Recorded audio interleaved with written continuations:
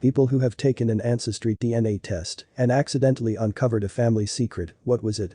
My male cousin did one and found a female cousin we did not know about. He reached out to her and apparently our deceased uncle was good friends with her mother. Mom wanted a baby, so uncle got her pregnant simply as a sperm donor. Female cousin lived a few blocks away from my grandmother. She had met her a few times going around selling Girl Scout cookies or something. My grandmother had no idea that she was buying cookies from her granddaughter. My real father and 3 half-siblings. It ended up being a really good discovery. A full 100% older brother. My mother got pregnant by my father before they were married. Scandalous in 1960. So, with my father's knowledge of the situation, mom left town and lived with my aunt until the birth. Mom gave the baby up for adoption and then returned home. A couple years later she married my dad and had 3 more children together, including me. 55 years later, after both my parents had died, my aunt let it slip that me and my siblings were not the only children of our parents. To paraphrase from Star Wars, there is another. My sister took a DNA test and a couple of years later she got a hit. Soon thereafter, we met our new big brother and his family and have become quite close. A friend discovered that her father was not really her father.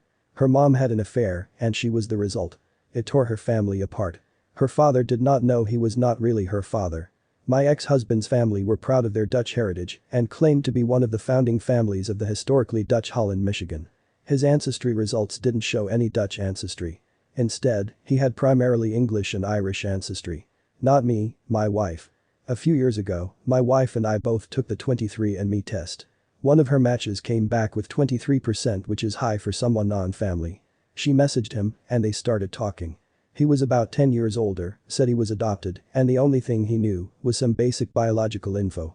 From his age, that would have put her mom at 14, but her mom never said anything about it.